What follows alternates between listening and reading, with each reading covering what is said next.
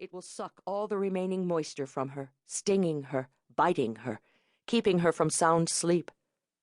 The jungle rises thick on either side of the narrowing waterway, interconnecting overhead as if she were entering the bowels of a giant green serpent.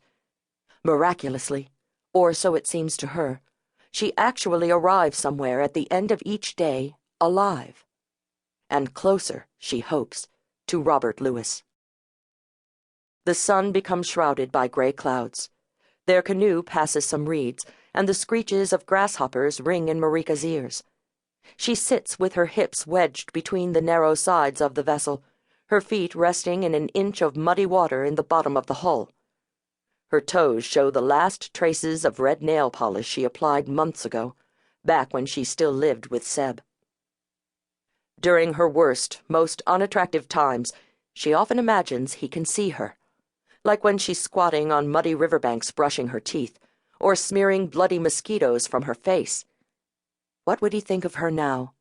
Her skin sunburned and sweat-soaked, her nose peeling, her t-shirt filthy and torn.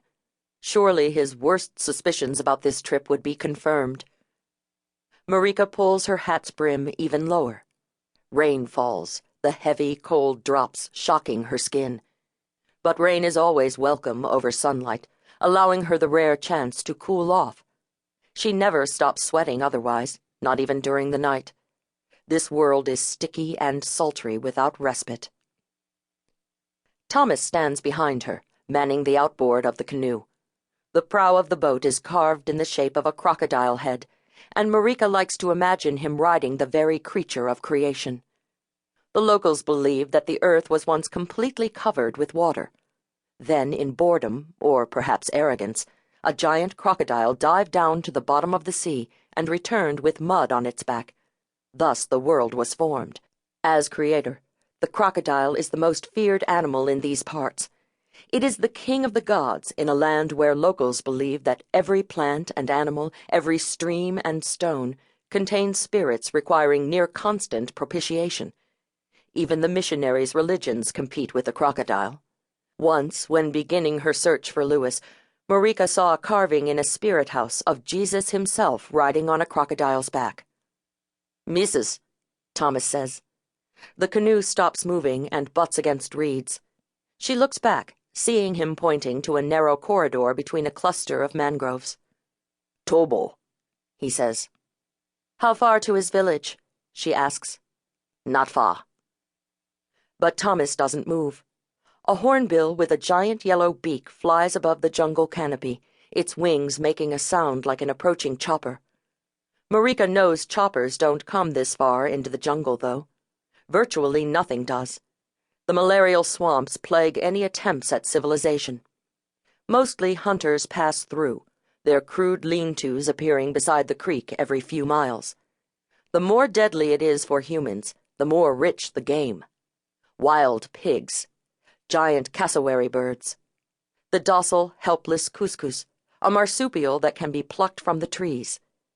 To live out here, you'd have to be half crazy, which is why she thinks she can find Louis in such a place. Thomas doesn't want to continue. He complains about what she paid him. $300 isn't enough. He wants 300 more. They're going to see Tobo, after all, and Tobo can use sorcery to curse him. He doesn't think the white woman knows the danger they could be in. Probably they've already passed through several areas that Tobo has bewitched.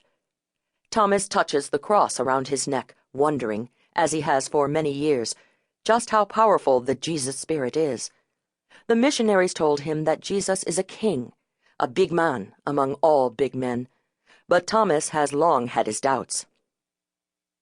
400 kina, missus, he says. I will take you there for 400 more. Once they've left the outpost on the Sepik River for the interior, floating through the empty expanses of jungle, Marika expected to be asked for more money. It has happened to her all over the world. Thomas, missionary-schooled and English-speaking, understands this game and plays it well. She takes out the equivalent of $200 in kina bills. She puts it in his palm and turns back around. 400, missus, he says. She just studies the chipped nail polish on her toes. The sun